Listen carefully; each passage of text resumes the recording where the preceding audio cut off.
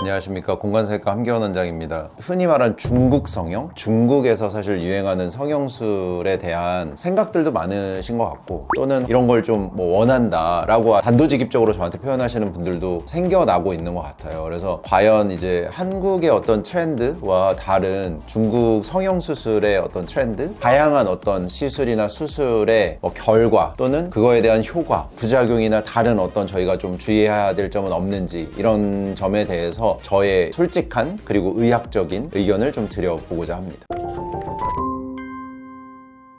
일단 필러 얘기부터 좀 해볼까요? 저는 필러를 나쁘다고 생각하는 사람이 아닙니다. 필러는 굉장히 장점이 많은 재료고, 필러 시술을 사실 할 수 있는 부위에 적절한 용량을 적용했을 때 상당히 큰 효과를 나타날 수 있기 때문에, 일반적으로 요정기를 만드는 기 필러라든지 아니면 두피의 어떤 높이 변화를 일으키는 두피 필러라든지 이런 시술들을 중국에서 많이들 하시는 것 같아요. 귀 필러도 많은 이제 한국 성형외과에서도 많이들 하시는 걸로 저는 알고 있지만, 저는 일단 시행하지는 않습니다. 앞서 말씀드렸지만 저는 필러를 다양한 방법으로 적용하는 걸 상당히 좋아하고, 필러에 대한 경험도 굉장히 적지 않다라고 저는 생각하거든요, 제 개인적으로. 하지만 귀 필러는 너무 적은 부위에 많은 양을 넣지 않으면 귀의 모양 변화를 가져가기가 좀 어렵다라고 생각하고, 그랬을 때는 이제 피부에 어떤 좀 스트레칭되는 양이 좀 많아졌을 때 어떤 혈액순환의 장애를 좀 가지고 오면서 괴사라고 표현하죠, 쉽게. 이런 현상들을 좀 조심해야 되는 거 아닌가라고 생각이 들어서, 이 자체가 사실 아주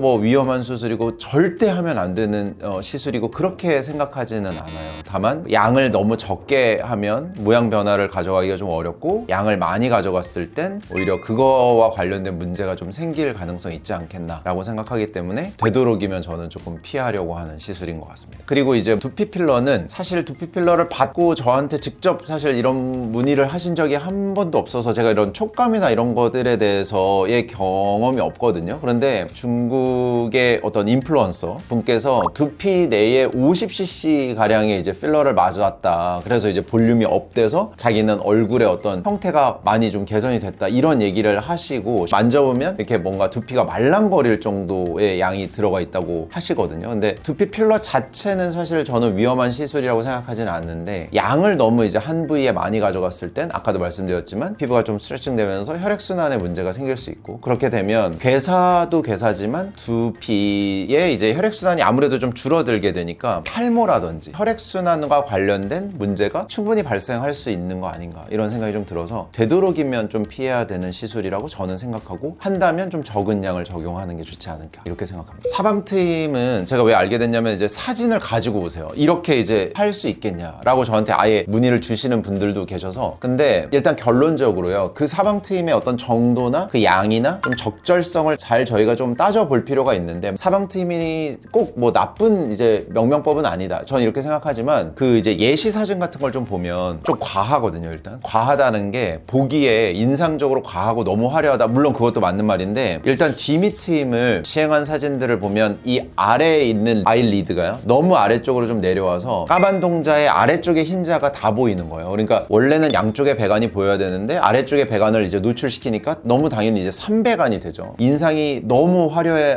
보인다 못해 좀 너무 무섭거나 좋지 않은 인상을 줄 수 있는 이제 모양이 되는 것 같고, 그만큼 눈을 열어놓으면요, 눈을 이제 감았다가 떴다가 하는 이 자연스러운 기능이 영향을 받을 것 같아요. 그래서 눈을 잘 못 감았을 때는 건조가 좀 심하게 생긴다든지 결막에 문제가 생긴다든지, 무조건 눈이 열려서 조금이나마 더 커지는 거에 집중하다기보단 눈의 기능을 사실은 최대한 보존하면서 좀 시원한 눈매를 가지는 게 저희의 목적이다 보니까, 너무 과한 정도의 사실은 트임은 오히려 좀 역효과가 날 수 있다라고 생각이 들어요. 이제 매부리를 만드는 수술인데, 이 영역이 제가 직접 문의를 받은 영역 중에 가장 빈도수는 많은 것 같아요. 좀 자연스러워 보인다, 또는 수술 안 한 티가 좀 나는 것 같다, 이런 어떤 견해들로 환자분들께서 좀 이렇게 하면 어떨까 라고 이제 저한테 물어보셨을 때, 결론은 일부러 매부리를 만드는 수술은 시행하지 말아라, 또는 시행할 수 없다 라고 얘기하는 것 같아요. 환자분이 지금 매부리를 가지고 있어요. 근데 그 매부리를 옆에서 봤을 때 너무 반듯한 모양으로 정리하고 싶지 않다 라면, 그거 그거는 오히려 환자분의 원래 본연의 이제 매부리를 조금 덜 개선한다 라는 어떤 측면에서는 상당히 도움을 드릴 수 있을 것 같고, 조금 더 내추럴한 코의 포인트를 좀 가져갈 수도 있고, 심지어 그러면 이제 무보형물 코 수술이 가능해지기 때문에 보형물과 관련된 이슈에서도 좀 저희가 해방될 수 있으니까, 그런 어떤 지금 상태라면은 매부리를 좀 덜 개선하는 이런 방법이 추후에 어떤 자연스러운 모양을 가져가는데 큰 도움이 될 거라고 생각이 듭니다. 다만 지금 현재 코가 낮고요, 전혀 매부리가 없어요. 일자예요 그냥. 근데 이왕 코를 높일 때 일부러 매부리라고 하는 어떤 둔덕처럼 만들고자 하신다면 그거는 일단 좀 피하십시오. 왜냐면 저희가 일반적으로 이제 콧대에 넣는 재료를 주로는 뭐 보형물을 넣게 되고, 또는 이제 자가 조직을 넣게 되는 경우도 있죠. 근데 그렇게 했을 때 실리콘 보형물을 그쪽만 이렇게 조금 두껍게 처리하기가 일단은 그런 매끄러운 콧대의 능선을 만들기 일단 어렵고, 그 부분만 만약에 뭔가 보형물을 좀 덧대거나 보형물 아래에다 무언가를 넣는 순간 오히려 그 주변에 이제 빈 스페이스가 생기기 때문에 어떤 염증이라든지 감염의 찬스가 훨씬 더 올라간다고 생각을 합니다. 그래서 그 일부러 보형물의 어떤 굴곡을 만드는 행위 자체가 상당히 좀 위험하다. 주로는 이제 보형물의 형태가 실리콘보다는 이제 고어텍스를 이용한 수술들로 이제 매부리를 자연스럽게 만드는 수술을 하시는 것 같더라고요. 근데 그렇게 되면 저는 일단 고어텍스를 쓰진 않아요. 고어텍스를 써본 적이 없습니다. 근데 과거에는 저희가 고어텍스가 상당히 유행했었던 시기가 있었거든요, 한국에서도. 근데 고어텍스가 지금은 대다수의 병원들에서 고어텍스를 선호하진 않아요. 고어텍스는 시간이 지나면 지날수록 모양 변화가 생겨요. 그러니까 실리콘 보형물은 차라리 30년이 지나서 모양이 만약에 마음에 안 들어요, 그냥 제거하면 예전 모양으로 돌아올 수 있거든요. 근데 고어텍스는 고어텍스의 성질 자체가 주변부랑 더 이제 응집이 잘 되기 때문에 오히려 처음에 자리를 잡는 과정에서는 실리콘 보형물에 비해서는 압도적으로 더 도움이 될지 모르겠지만, 조직과의 결합이 너무 강해서 주변에 있는 정상적인 조직의 수분을 고어텍스가 가져가면서 조직이 계속 바뀌는 과정들이 일어나요. 뭐 조이거나 당기거나 이제 이런 증상들부터 시작해서, 고어텍스는 골격과 피부 사이에 이제 존재하는 보형물이 되다 보니까 골격 쪽에도 영향을 주게 되지만 피부 쪽도 피부를 자꾸 얇게 만드는 이런 이제 상태가 되기 때문에, 고어텍스로 수술받았었던 환자들의 고어텍스를 제거하는 과정에서 피부가 좀 얇아져서요, 그 얇은 피부를 조금 이제 처리해줘야만 좀 자연스러운 콧대를 이루는 이런 이제 방법들을 써야만 하는 경우들도 있거든요, 재수술을 할 때. 고어텍스를 이용하면서까지 매부리를 만들었을 때 그 위험성은 저는 오히려 더 증가한다. 그래서 고어텍스를 이용한 매부리를 일부러 만드는 수술은 좀 피해야 되는 거 아닌가 라고 생각하고, 중국 성형 코드를 좀 유심히 보면 콧대의 하단과 코끝의 경계가 아주 도드라져요. 마치 이렇게 탁 들어갔다가 코끝이 이렇게 하나 탁 달려있는 듯한. 근데 그게 되게 자연스럽다고 느끼나 봐요. 워낙에 매끈한 코드를 한국 성형외과 의사들이 너무 잘 뽑아내니까 그들만의 좀 더 독보적인 독특한 모양이라고들 생각하는 것 같아요. 그런 코를 실제로 경험한 환자, 콧대의 하단과 코끝이 끊어지는 환자들이죠. 이런 환자분들 보시면 굉장히 좀 속상해들 하거든요. 제가 생각할 때 미적으로 사실 더 우수하다고 보여지지가 않고요. 꼭 매끈해야 되는 건 아니지만 일부러 그런 어떤 경계를 만들 필요는 없다, 저는 이런 생각이 들어서. 물론 이게 경험치가 더 쌓이고 그 중국 성형이라고 표현하는 트렌드를 아주 잘 구현해내는 이제 의사의 어떤 테크닉을 제가 만약에 보거나 들을 수 있다면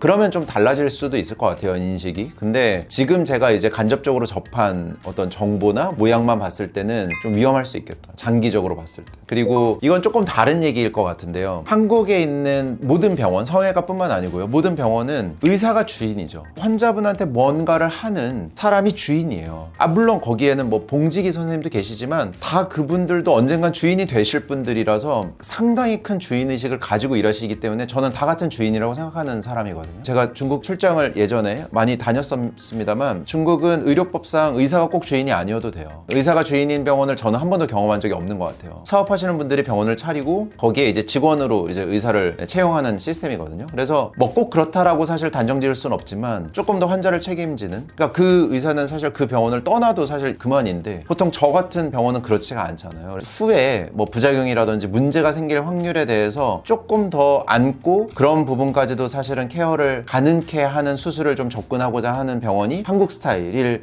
가능성이 더 높지 않겠냐라고 않을까라고 저는 생각하기 때문에 좀 그런 의미에서 이제 중국은 흔히 말하는 실장 선생님들이 상담을 하면 수술은 의사들이 그거대로 구현을 하는 시스템인 것 같더라고요. 근데 한국은 그렇지 않죠. 실장 선생님들도 의견을 주실 수 있죠. 당연히 환자와의 소통을 더 많이 하시는 경우들도 있죠. 다만 한국은 진단과 치료의 플랜을 환자와 의사가 상의를 해서 논의를 해서 의사가 정하죠. 그러니까 아마도 조금 더 디테일한 어떤 접근법 또는 환자에 대해서 안전성과 위험성을 자세하게 디테일하게 설명할 수 있는 병원은 한국이 아닌가 이런 생각이 좀 들고, 안타까운 얘기이지만 중국 성형 수술이 한국 성형 수가를 넘어섰어요. 중국에서 꽤나 이런 어떤 수술에 대한 경제적인 부담이 좀 있는 사람들, 그런 것들을 충분히 사실 고려할 수 있는 분들이 한국에 오셨었거든요. 지금 반대죠. 물론 한국 성형외과에서도 사실 병원마다 수가 정책이 다를 수 있고 중국에서도 그럴 수 있겠지만 개인적으로는 조금 안타까운 얘기인 것 같아요. 환자 입장에서는 사실은 수술비가 싸면 당연히 도움이 되겠지만 이거는 사실 어떤 경쟁력의 차이가 사실은 좀 보이게 됐다. 그러니까 왜 중국의 성형 경쟁력이 한국보다 더 좋아진 이유가 뭘까? 전 이런 생각도 조금 하게 돼서 이 컨텐츠를 좀 준비하면서 조금 씁쓸한 어떤 생각도 좀 들기도 했습니다. 한국 성형외과 의사들 선생님들처럼 보수적으로 접근하고 상당히 좋은 결과를 내시는 선생님들께 상담을 받아보시는 거를 저는